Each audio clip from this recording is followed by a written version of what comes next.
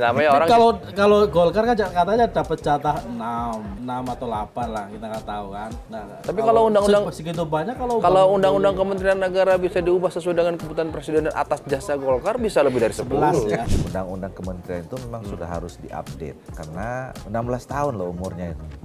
Jadi 16 tahun ini kan banyak sekali sebenarnya perkembangan, kemajuan, perubahan yang terjadi baik di dalam negeri maupun di luar negeri. Jadi apakah kemudian susunan struktur pemerintahan kabinet itu masih relevan atau tidak? Kita kumpul, hasil pilpres bagus, hasil pileg bagus, ketua umum menyampaikan terima kasih kepada seluruh keluarga partai Golkar. Ya kalau dihitung-hitung kontribusi yang diberikan oleh Golkar buat pilpres, ya bisalah minimal 5 itu. Kita sudah menangkap pesannya Bang Dol bahwa orang partai politik juga bisa kerja. Iya, profesional bisa sudah masuk approve kabinet kan? juga. Udah aman approve. Bang, aman Bang. Aman, Bang.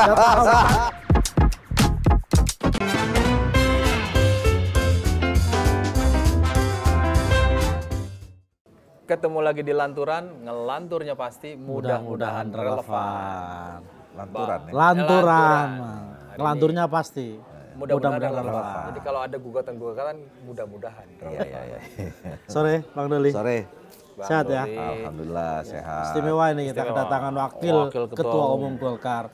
Ring 0,5-nya Ketua Umum. Dan Ketua Komisi 2. Nah, Jadi kemarin kita ribut-ribut soal pemilu.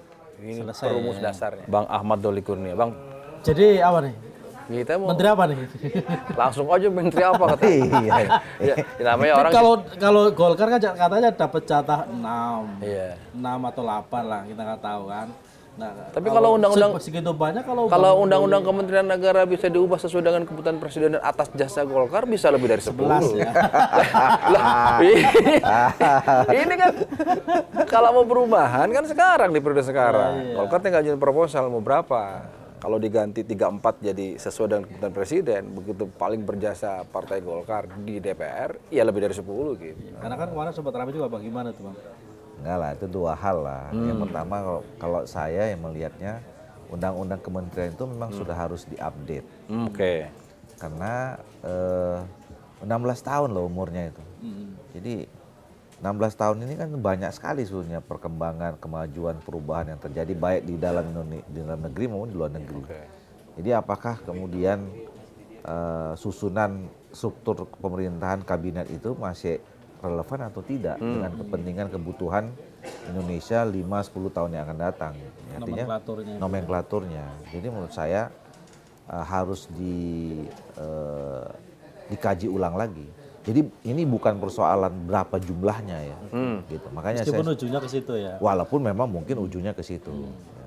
Nah, ditambah lagi memang ada momentum kan teman-teman balik kemarin dicek, rupanya ada putusan Mahkamah Konstitusi yang memerintahkan bahwa undang-undang itu harus disesuaikan. Karena waktu itu ada yang judicial review soal Wamen kan.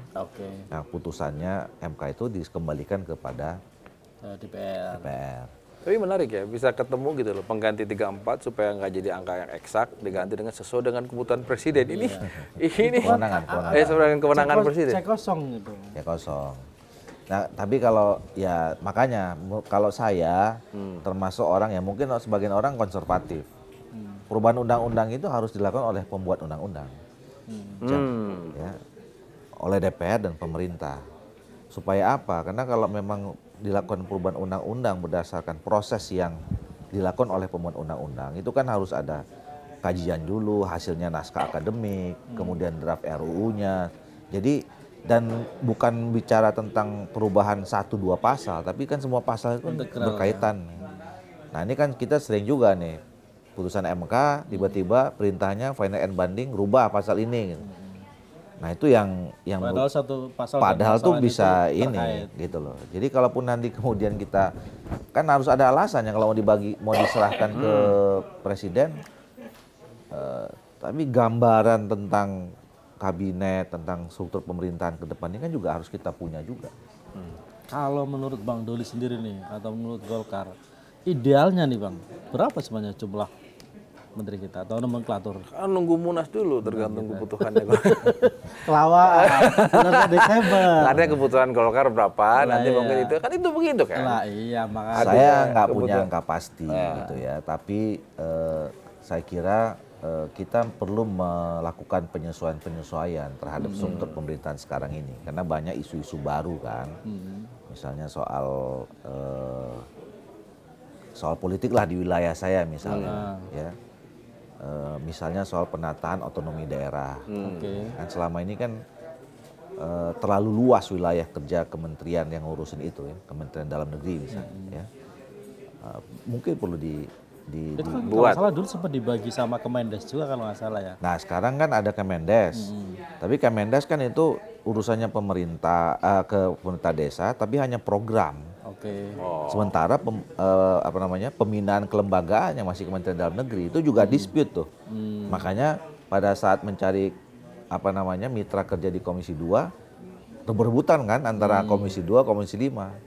Akhirnya Komisi 5, bayangin, Menteri Desa itu di bawah mitranya Komisi 5 yang urusan infrastruktur di DPR. Nah, padahal sebenarnya kan kalau urusan desa kan bukan hanya soal fisik. Ada politik pemerintahan ada juga. politik pemerintahan, ada mempertahankan kultur budaya, macam-macam gitu loh. Jadi revisi undang-undang ini juga penting, Mas. Biar DPR nggak rebutan mitra. Bukan. Kayak sebelumnya. Bukan. Penting tadi Bang Doli bilang, kalau kayak sekarang di Kemendagri, ngurusin soal selama ini kan ada Direktorat Jenderal Oda. Mungkin maksudnya Bang Doli saatnya dimekarkan. Jadi bukan cuma pemekaran daerah, tapi juga pemekaran Direktorat Jenderal. Sehingga jadi menteri. Atau badan setingkat menteri gitu kan. Kan kira-kira selalu begitu perubahannya. Tapi Bang, kalau menurut Golkar atau Bang Doli, sebetulnya oke lah kalau bukan soal jumlah, apanya di fungsi atau update fungsi-fungsi kementerian yang sekarang ada disesuaikan dengan situasi zaman yang sekarang, atau ya sorry orang udah tahu nih sekarang ini kan penyesuaian karena bagaimanapun tiba-tiba ada dua partai yang baru masuk sehingga bicara bagi-bagi sehingga akhirnya kan orang begitu juga melihatnya. Nggak, kalau saya tentu pertama soal kebutuhan. Kebutuhan dan kemudian relevansinya dengan fungsi apa, fungsi kerja ya. Tadi kalau ada perubahan-perubahan kebutuhan dan program, apalagi kan Pak Prabowo ini buat 320-an program dalam 5 tahun ini. Ini kan tentu saya kira artinya butuh 100 menteri. Enggak. Mungkin kita bedah ini ya 320 ini apa saja prioritasnya dan segala macam itu. Nah, tapi saya juga sebagai seorang politisi, salah satu pengurus partai politik, ya nggak bisa juga menafikan ada soal akomodasi politik. Nah, itu kan. Gitu loh. Ya apa namanya ya, nggak bisa diabaikan itu ya soal akomodasi politik itu. Walaupun sebenarnya mau 34, mau 40, mau 27 pasti gitu kurang ya. Bisa aja. Secara ya kalau mau misalnya dipatok harus 40, belum tentu cukup juga. Iya kan? Iya kan?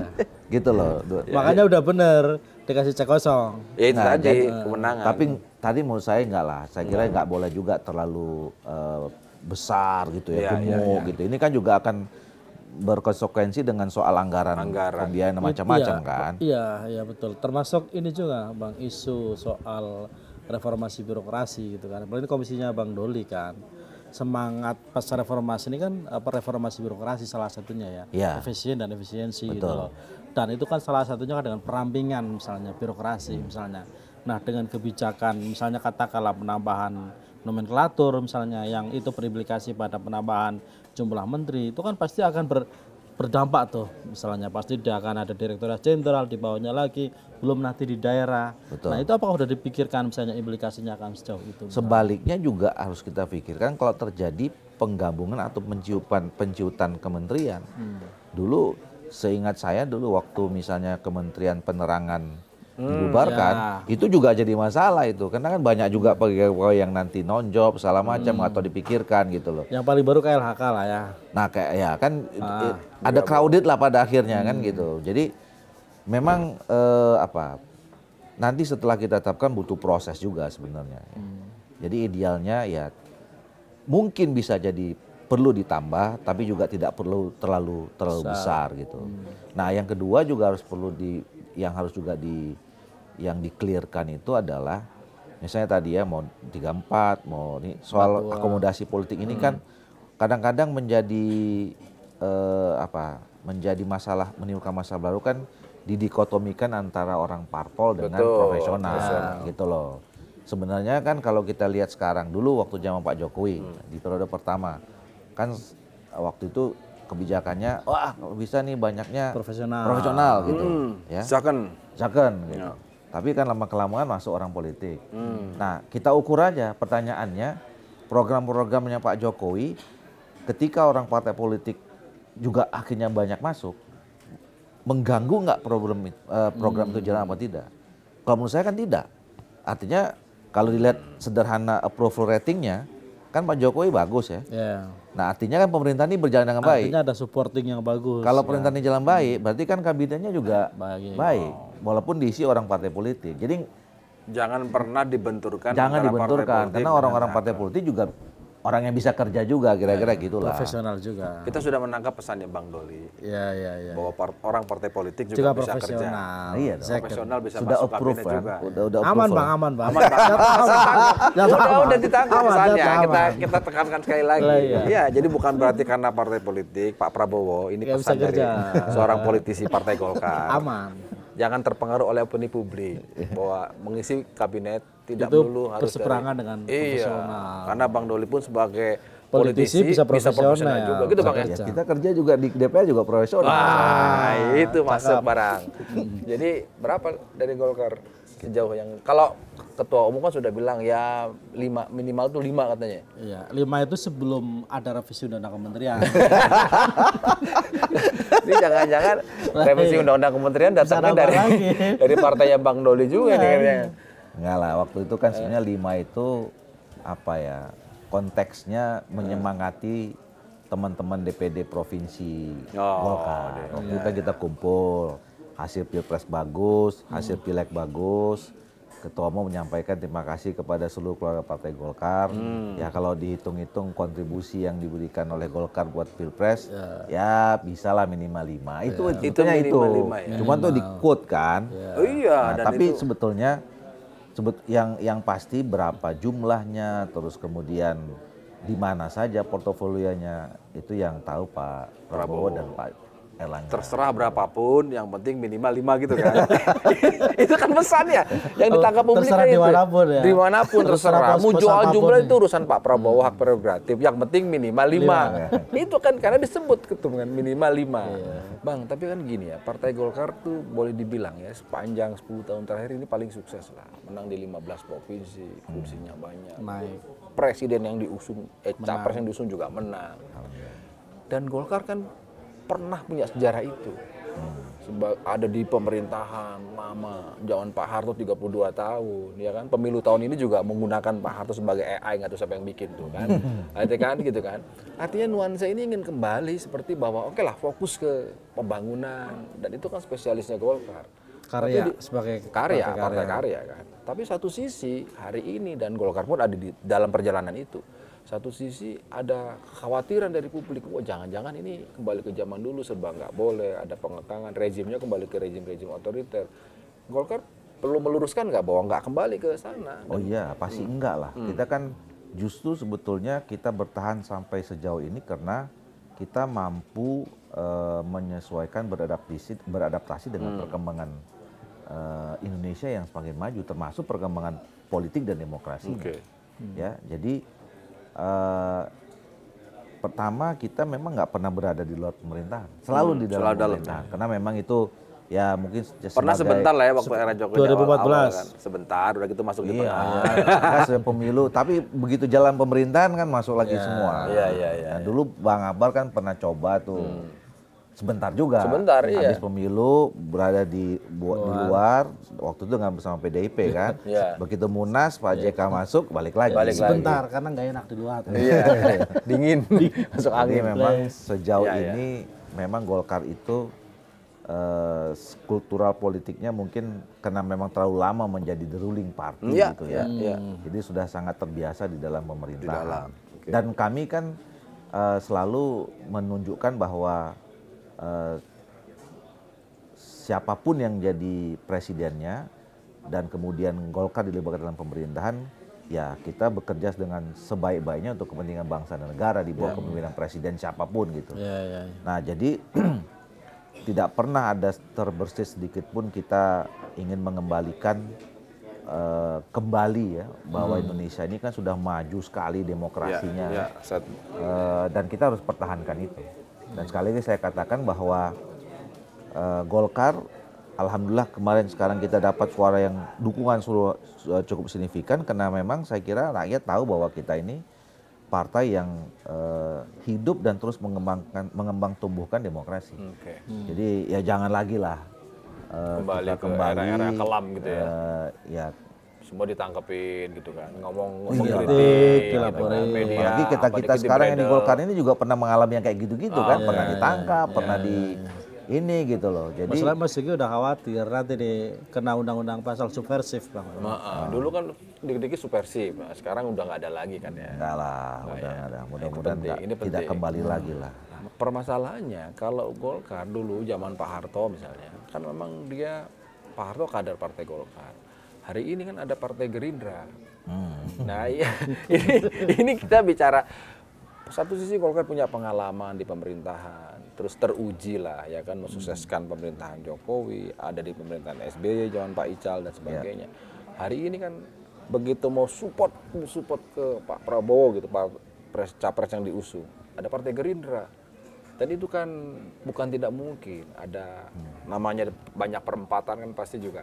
Ada gesekan. Ya, misalnya sama-sama mau di bidang perekonomian. Nah itu gimana Golkar posisinya? Apakah dikomunikasikan? Apakah menyerahkan sepenuhnya kepada hak presiden sebagai asal lima minimal atau matok? Karena bagaimanapun kan gini, Golkar punya hak untuk bicara seperti itu di hari ini. Kenapa? Kursinya signifikan, kemenangannya di 15 provinsi.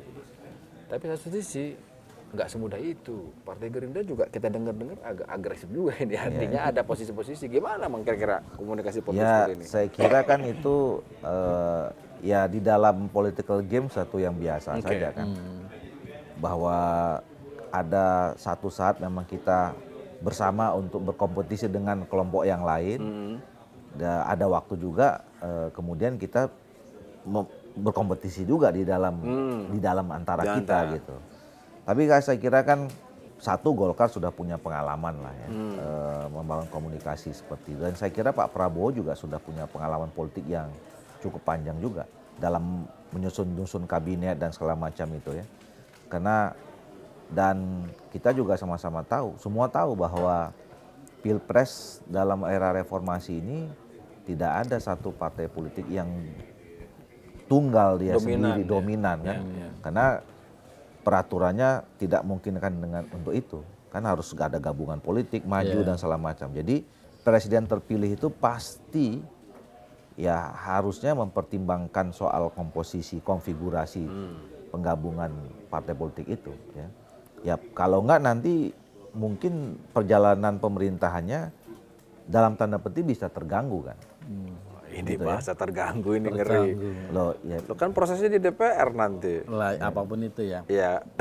Enggak kan kemarin Pak Prabowo ya boleh di luar asal jangan ganggu kan gitu kan. Nah, tadi pas jawaban pertanyaan tadi itu kalau kata Takim, Gerindra itu nggak jadi isu buat Golkar. Kan anak perusahaannya Golkar. Enggak. Kan ini punya pride gitu. Bahwa Pak Prabowo lebih lama jadi kader Golkar dibanding kader partai lain, iya kan. Tapi kan dia sudah membangun ini sendiri lah gitu. Tapi sejarahnya Gerindra bisa dibilang mirip-mirip jadi anak perusahaan kan. Pengembangan usaha Golkar gitu loh. Cabang gitu ya. Kan Golkar tuh ada di Hanura, ada Nasdem ya kan. Dulu kan dulunya semua Golkar.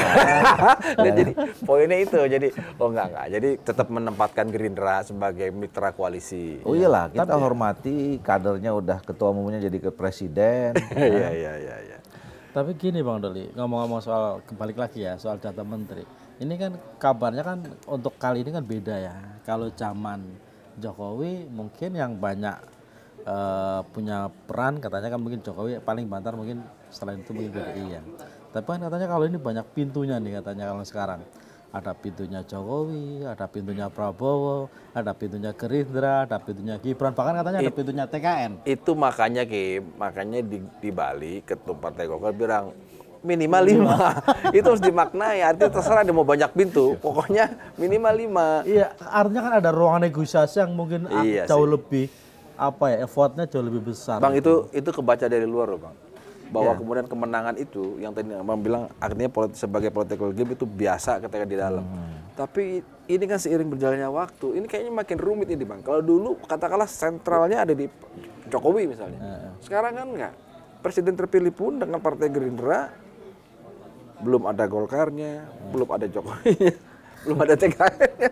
Belum ada partai-partai baru yang Sehingga kalau publik mencurigai, wah ini memang perubahan undang-undang Kementerian Negara ini kaitannya soal akomodasi. Meskipun tadi Abang bilang itu wajar gitu kan. Iya. Tapi kan menurut saya itu nggak bisa dihindari. Iya. Nggak bisa dihindari, tapi tetap saya kira alasan mau dikurangi atau ditambah, apakah itu juga karena memang motif akomodasi politik, tapi basis akademik, basis kebutuhan segala macam itu menjadi cukup penting. Memang tersedia, harus ada.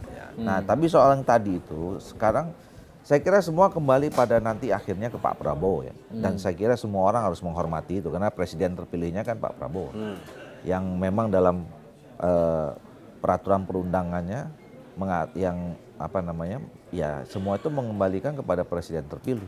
Mau pintu masuknya dari mana-mana banyak atau ini tetap final decision-nya kan Pak Prabowo. Dan Pak Prabowo ini kan berangkat dari partai politik dan yang mengusungnya kan adalah partai-partai politik gitu. Saya kira nanti pintu itu yang pada akhirnya diajak bicara semua oleh Pak Prabowo yang resmi kan gitu. Bahwa sebelum itu ada masukan dari mana-mana biasa saja gitu. Tapi jadi bagus kalau misalnya Jokowi pintu sendiri, Golkar pintu sendiri, terus Jokowi jadi gabung ke Golkar kan double Mas jadinya. Emang jadi? Cat aja. Nggak tahu modal ini. Jadi Bang. Loh, Apa? kan wakil presidennya terpilih yang majuin pertama kasih sertifikat Partai Golkar. Nah, kalau bapaknya sekalian kan lebih bagus lagi. Coba kita tanya Bang Doli dulu. Pilih bapaknya, pilih anaknya, Bang. Tergantung bapak dan anaknya. Iya. Tapi itu kembali benar. Tadi faktor Gibran. Perjalanannya kan Gibran pertama kali yang mengusungkan Partai Golkar. Ya kan, sampai datang. Bahkan kami sempat di Ronda Seri, wah pindah nih KTA Golkar. Ternyata belum juga. Khusus untuk Gibran ini ada treatment khusus dari Partai Golkar? Atau melihatnya sebagai ya sudah sama aja, cawapres terpilih atau? Ya Golkar ini kan partai terbuka ya. Jadi kami juga udah menyampaikan beberapa kali, kami sangat senang kalau misalnya ada yang mau bergabung kepada Partai Golkar. Jangankan seorang presiden atau wakil presiden terpilih, rakyat biasa saja mau gabung ke Golkar, kami dengan senang hati menerimanya dengan sangat terbuka gitu. Jadi ya tergantung si individunya masing-masing. Nah, tapi masuk ke partai politik itu kan ada mekanismenya. Ya, Golkar ini kan sampai sekarang alhamdulillah tahun ini kan kita menjadi partai tertua di Indonesia, 60 tahun kan. 2024 ini 60 tahun. Nah, Golkar besar selama ini kan karena memang punya tradisi keorganisasian yang kuat. Di sana ada tradisi kaderisasi, ada tradisi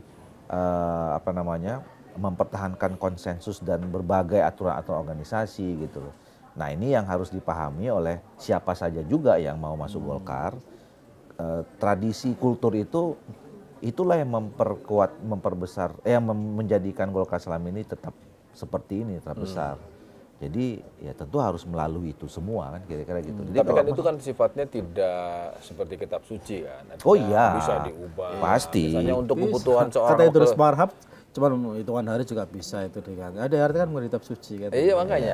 Karena kita tanya pas ada aturan kan untuk jadi itu makanya kita kan bicara kan kali ini kan ada sosok Gibran. Dan kita dengarlah keluarga Pak Jokowi ini mau masuk Partai Golkar. Ya jangan ngomong mengambil lah, mau bergabung gitu kan. Nah, itu kemudian ada Gibran diusung juga oleh Partai Golkar. Sertifikatnya yang kuning di Gedung Juang itu loh, itu kan Partai Golkar pertama kali. Kemudian datang ke Partai Golkar. Nah, ada rencana khusus, artinya apa yang tadi aku bilang fleksibel itu kan bisa diubah lah. Dan itu mungkin kan Bang ya, khusus untuk tanpa bermaksud mengganggu sistem keorganisasian yang matang di Golkar. Dan tanpa menunggu Munas. Nggak mungkin. Nggak mungkin. Ya, nggak. Artinya kan gini, kalaupun terjadi perubahan-perubahan itu kan harus disepakati oleh seluruh stakeholder partai. Dan forumnya itu kan di Munas, gitu ya kan. Jadi kalau semua stakeholder itu menyepakati adanya perubahan-perubahan tadi yang saya sebut itu, ya forumnya cuma hanya itu, gitu. Jadi nggak bisa siapapun ujuk-ujuk masuk ke Partai Golkar, terus tiba-tiba dia jadi ketua umum seperti itu. Ya harus ada perubahan dulu, perubahan-perubahan di dalam ADRT, ada kesepakatan. Dan itu hanya bisa dilakukan di Munas. Di Munas, perubahan ADRT kan hanya ada bisa di Munas. Jadi Kip ini pernyataan Bang Doli ini tidak menutup peluang Pak Jokowi dan keluarga atau siapapun. Iya. Tetapi ikuti mekanisme di partai. Harus menunggu Munas kan. Iya. Itu masih Desember. Kalau mau jadi kader. Enggak, kalau kadernya bisa aja, kapan aja. Kalau mau jadi ketua umum. Kalau mau jadi apa, nah itu kan ada persyaratannya, gitu loh. Kalau mau jadi kader, ya kalau hari ini kita diundang itu ngantar KTA kita undang. Nah, ya. KTA dulu. KTA dulu kan itu syarat. Ketua umum kemudian. Coba lihat syarat ketua umum harus apa? 3 tahun Anggota dulu kan. Emang ada aturan minimal? 5 tahun. 5 tahun. 5 tahunnya itu bisa Pengurus 5 tahun. Bisa diganti kesepakatan dalam forum yang Munas. Oh iya. Kalau Munas nggak bisa, butuh cepat Munaslup. Bisa dimajuin kan? Iya. Itu gitu Bang Doli. Ya Munaslup diatur dalam ADRT. Iya. Jadi tidak diharamkan. Lah iya. Gitu. Tapi kan itu ada mekanismenya juga. Ada syaratnya. Ada syaratnya, kenapa Munaslup, ya kan? Dan siapa yang mengajukan, berapa quorumnya dan segala macamnya, gitu loh. Bang, tapi ngomong-ngomong kalau melihat perjalanan waktu ya, orang selalu bilang sekarang presidennya masih Pak Jokowi. Tapi kan konsolidasi itu semua partai, terutama partai yang ada yang mengusung ya, sudah menyiapkan dong, Bang. Pengusung Prabowo maksudnya. Oh iya, pengusung Prabowo udah nyiapin minimal, begitu disebut minimal 5 itu kan sudah siapa sih kader-kader. Paling tidak di dalam udah jadi bisik-bisik, wah ini kayaknya ini lagi nempel ketum, ini itu wajar kan. Itu kan gosip politik itu semua terjadi di semua partai politik. Dan kita pun mendengar kata kader ini katanya mau jadi SDM. Nah, Golkar melihat gimana? Membiarkan itu bergerak atau memang ada garis arahan dari ketua umum? Oke, rapat khusus pengurus harian bicara soal kalau kita masuk 5 komposisi. Kalau di kami ya kan kalau ada orang yang berspekulasi bilang buat isu si ini jadi ini Golkar dapat ini selamanya kan kita nggak bisa hindari juga. Ya. Tapi kalau di internal kita udah sepakati kalau untuk pembicaraan kabinet di Golkar kami menyerahkan sepenuhnya kepada Ketua Umum Pak Erlangga. Gitu. Jadi beliau yang kemudian nanti akan menentukan dan kemudian membicarakannya kepada Pak Prabowo. Oh nggak ada forum Ketua Umum bicara di. Nggak ada.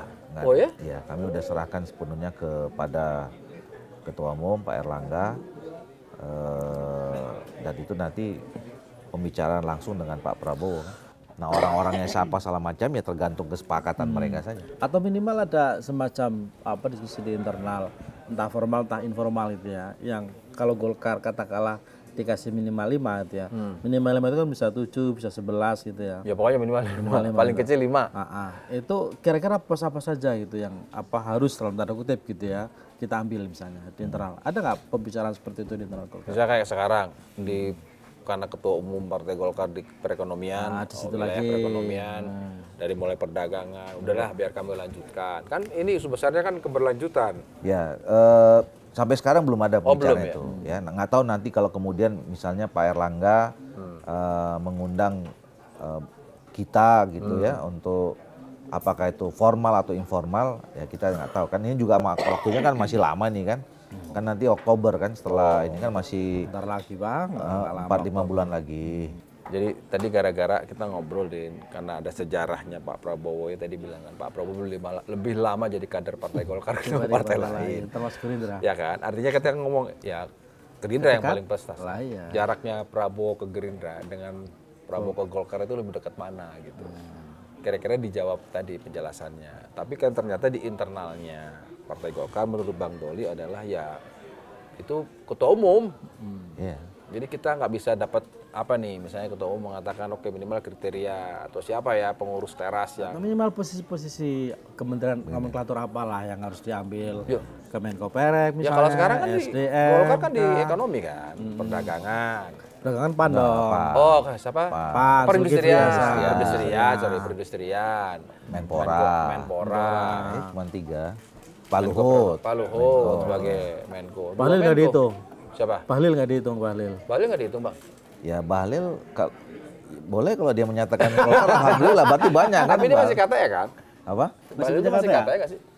Saya nggak tahu, harus dicek dulu dia punya KTA apa enggak itu. Iya. Soalnya waktu itu dia pernah mengatakan tidak lagi jadi kader Golkar. Setahu saya begitu. Tapi belakangan katanya mengaku bagian dari Golkar. Alhamdulillah. Kan saya bilang tadi, jangan kan menteri, rakyat biasa kalau ada mengaku dari Golkar kita sih senang. Jangan itu, Pak. Jangan itu, Bang. Masalahnya nanti ngurangi jatah soalnya. Apa? Kalau bawa-bawa Golkar nanti ngurangi jatah soalnya. Kurangi persaingan di internal. Bang, kalau pilkada kan pasti oke lah. Setelah melalui itu, saya yakin semua partai termasuk Golkar itu juga pasti punya target di pilkada. Kita kemarin kan belum lama ini Raffi Ahmad muncul, kita agak kaget sih sebenarnya. Itu kan sebenarnya bukan kebiasaan Golkar lah. Golkar itu selalu bahwa kemudian pasti partai Golkar itu penasaran dengan Jawa Tengah. Ya, Karena sudah cukup lama kan. betul. Kadernya nggak pernah. Saya bilang apa ini butuh menang sehingga munculin seorang Raffi ngambil instan atau Ya, Golkar di dalam menghadapi pilkada memang membutuhkan kemenangan. Saya kira juga sama dengan partai putih yang lain. Tapi Dan caranya kan Golkar biasanya jarang tuh munculin pakai. betul, dan alhamdulillah pilkada terakhir kemarin juga 2020 Golkar menjadi nomor 1. Kita menang 61,11%. Jadi melampaui target yang ditetapkan oleh DPP 60%. Sekarang kita juga mau ngejar minimal 60% juga.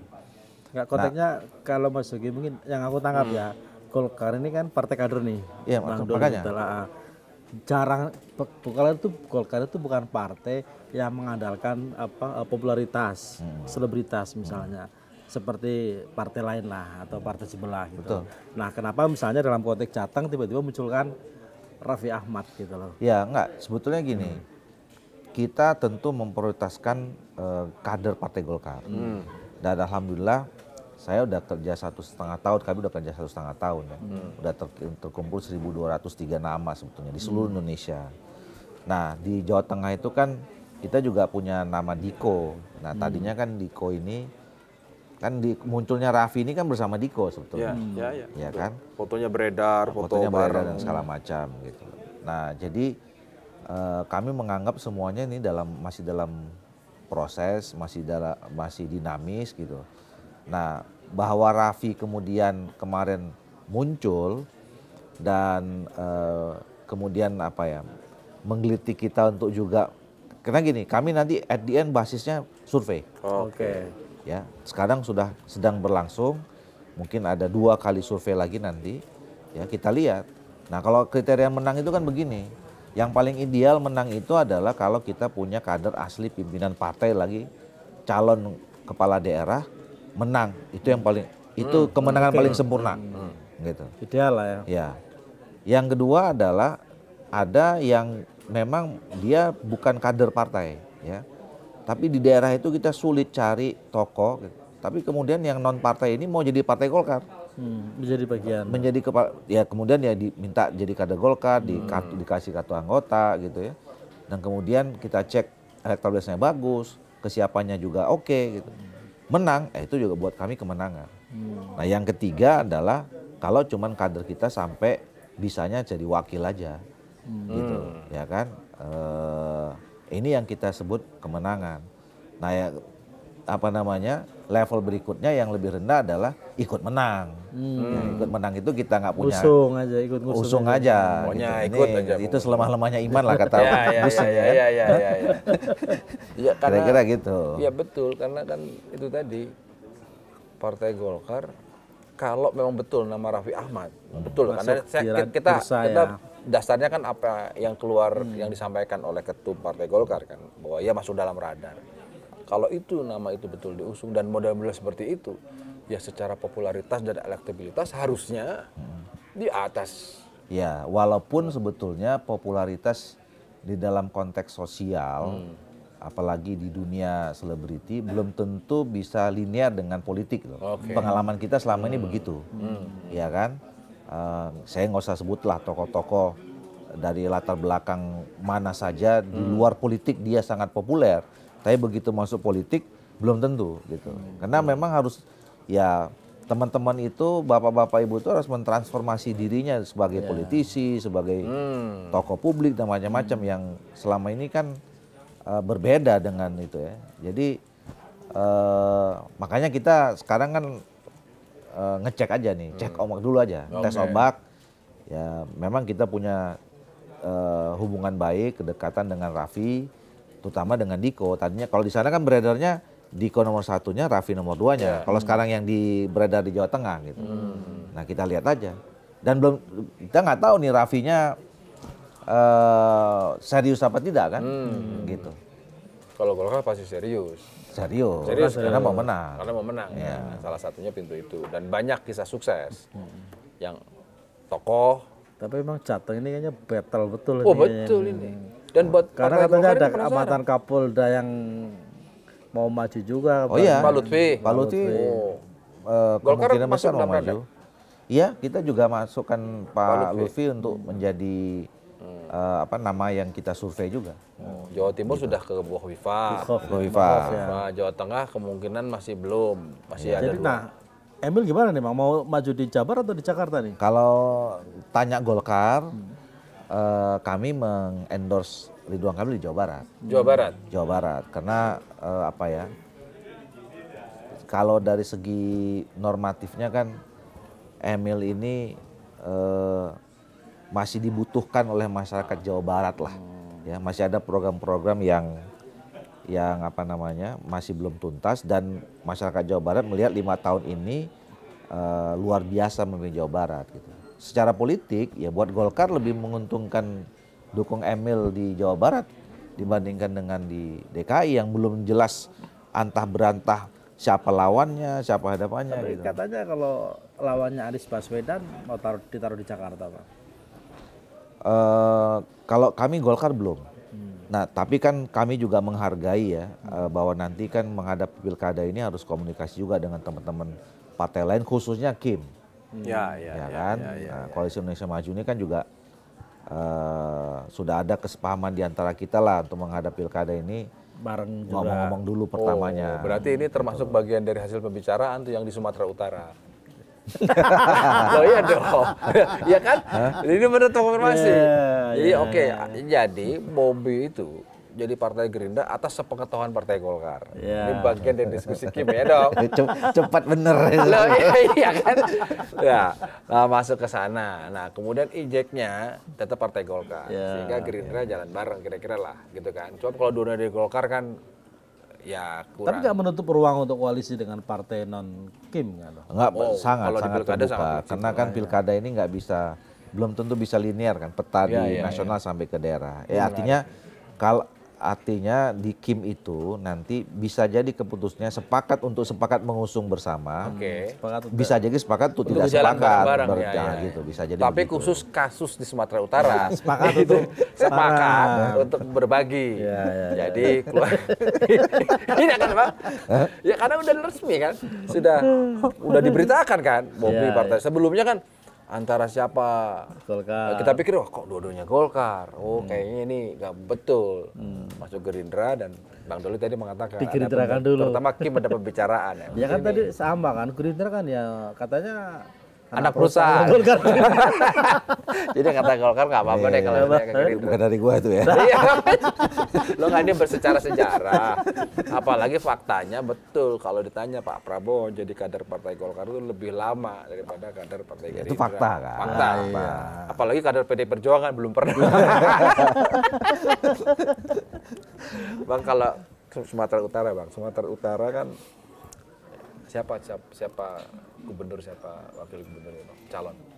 Kalau posisi ngeliat Ijek sampai hari ini kita masih 2 nama antara Ijek sama Mas Bobi kan, Pak Bobi, Pak Ijek sama Pak Bobi gitu. Jadi 2 nama tuh pokoknya akan dipasangkan salah satu. Kita lihat perkembangan. Hasil survei ya. Kita lihat Mana hasil yang kan lebih cocok di survei ya, nomor satu, mana yang nomor nomor dua.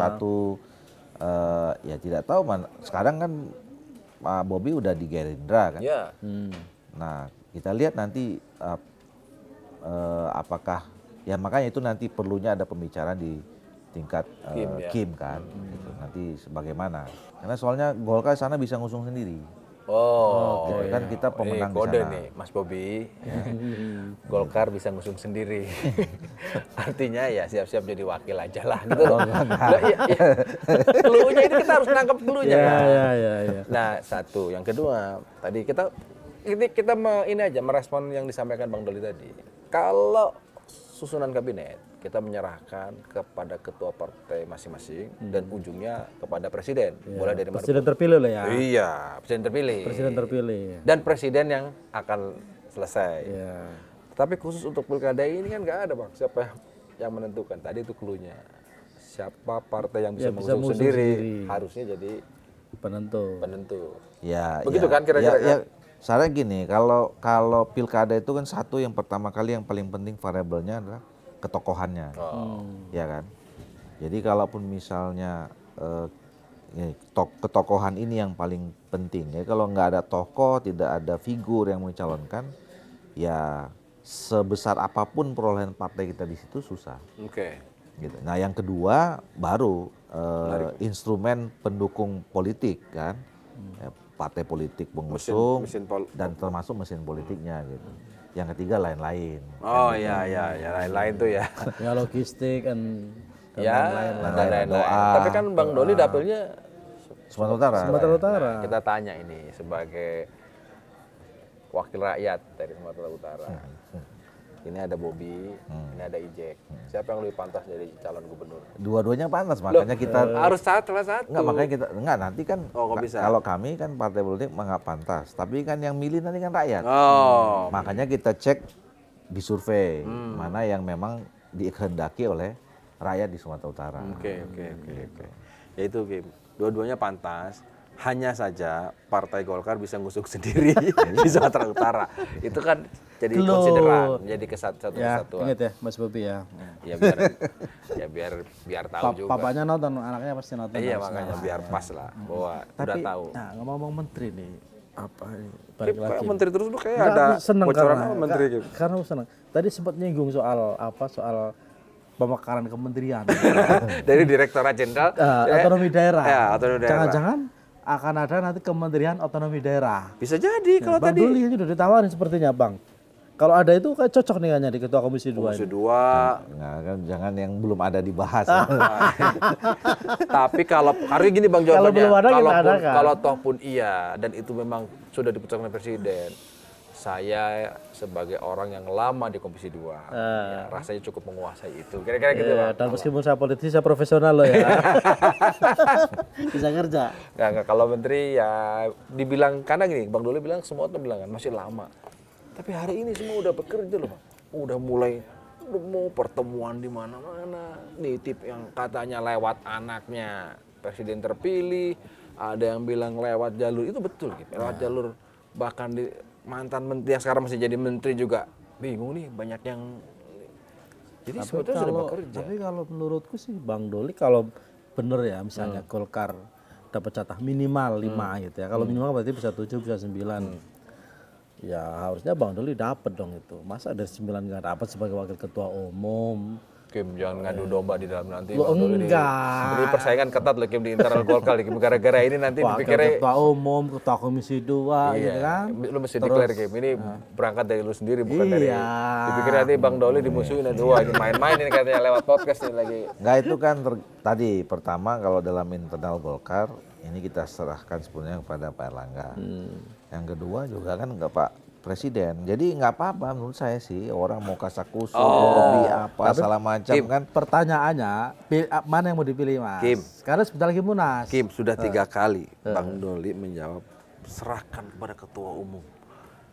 Kayak orang udah yakin. Serahkan kepada Pak Prabowo. Pak Prabowo. Sebagai artinya dari partai serahkan ke ketua umum. Tangannya kan Pak Prabowo. Ketua umum serahkan kepada Pak Prabowo. Sama-sama serahkan kepada ketua Kenapa umum. Bang Doli kira-kira menyampaikan itu juga? Di samping normatif, Bang Doli yakin betul namanya sudah ada di Bukan. Karena mereka putusannya ada di mereka berdua dan Iya, yang itu ketiga betul. ada Iya. Allah Subhanahu Wa Iya, Taala. iya. Tapi pertanyaannya Bang, mau pilih yang mana nih? Sebenarnya kan akan munas nih Golkar. Jadi pilihannya pimpinan DPR, menteri atau ketua umum Golkar nih. Munas masih lama. Desember. Kita berharap Munas tepat waktu. Artinya tidak dimajukan, tidak diundurkan. Oke. Ya kan? Artinya ada potensi dimajukan Sesuai nih, Bang? dengan ADRT. Nggak, artinya ada potensi dimajukan. Nggak ada sampai sekarang. ada game.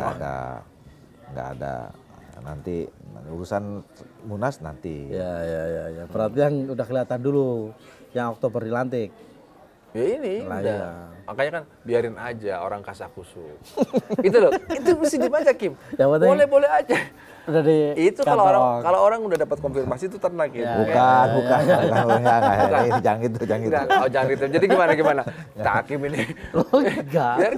Saya akan bertanya. Oh iya bertanya, makanya dijawab Bang Doli. Satu, hak prerogatif presiden dari partai politik serahkan ke ketua umum. Iya, seluruh mekanismenya aja gitu. Baru yang terakhir yang Mekanisme ketiga tergantung ketetapan Allah Subhanahu Wa Taala. Iya, itu yang paling penting. Artinya nih, Bang Doli sudah punya 1 dan 2. Iya. Yang tiganya kan makanya di-share di sini. Apa Bang? Ini kita bisa klarifikasi kalau ada yang komentar. Ini kayaknya ngendos Bang Doli ya? Enggak kok, emang iya. Kita bilang enggak kok sembarang karena kita datang ke sini kita tanya. Iya, kita tanya. endorse. Hal yang sama. Hal yang sama gitu. Ya, enggak, kenapa kita bertanya begitu Bang? Sebenarnya kita sedang ingin tahu partai politik itu bagaimana sih menentukan kader-kader yang duduk di partai. Karena kan ini bukan soal, tadi keberangkatan komitmen mendukung kesuksesan pemerintahan. Sehingga otomatis pertanyaan itu menjadi relevan bahwa kalau memang partai itu pasti dia akan memilihkan kader yang terbaik. Minimal punya kriteria.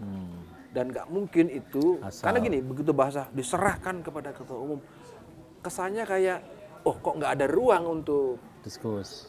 apalagi partai Golkar yang punya tradisi saling dialektika antar lini, kan agak gawat juga. Bagaimana kita berharap nih kalau ternyata untuk pemilihan posisi kabinet saja sangat diserahkan ketua umum. Kayak tadi pertanyaan tadi, ada nggak ruang-ruang masukan dari partai? Iya, karena memang mekanisme di internal kita diaturnya begitu. Oke. Iya kan? Nah, bahwa kemudian nanti ketua umum membuat mekanisme misalnya yang untuk meminta pandangan, pendapat dari kalangan internal partai. Kan di sana juga ada dewan-dewan kan? Ada dewan pembina, ada dewan kehormatan, ada dewan pakar, ada dewan penasehat. Nah, itu dimungkinkan saja. Tidak dilarang juga gitu loh. Tapi kita udah sepakat Memberikan ruang memberikan sepenuhnya. sepenuhnya kepada ketua umum untuk menentukan itu Siapa saja dan di siapa posisi saja, apa posisi saja. mana saja. Nah nanti bahwa dalam perjalanan dia akan ngundang siapa untuk mendiskusikan itu. Nah, ya ini waktunya kan masih panjang. Jangan-jangan seperti Jokowi juga Mas. Apa? Panggilin satu-satu gitu loh. Jadi Pak kan SBY, kalau Pak SBY kan siaran langsung di Cikeas. Iya. Jokowi kan Dipanggil. iya jika satu-satu kan. Iya kan? Kan diikuti juga Mas Jokowi kan. Cuma bedanya nggak secara langsung kan. Iya. Panggilin satu-satu. Ini kan di Di Cikeas. Golkar juga gitu jangan-jangan. Ya jangan-jangan gitu saya nggak tahu kan. Jangan-jangan udah ada yang panggil saya nggak dipanggil. Nggak tahu. Ya dipanggil sama Pak Erlangga Iya satu-satu. makanya. Tahu nggak siapa? Lepas dari tadi kita ikutin lah bahwa itu hak prerogatif ketua umum. Siapa kader Partai Golkar yang pasti diusulkan jadi anggota kabinet Pak Prabowo? Siapa? Erlangga. Ketemu lagi di Lanturan minggu depan.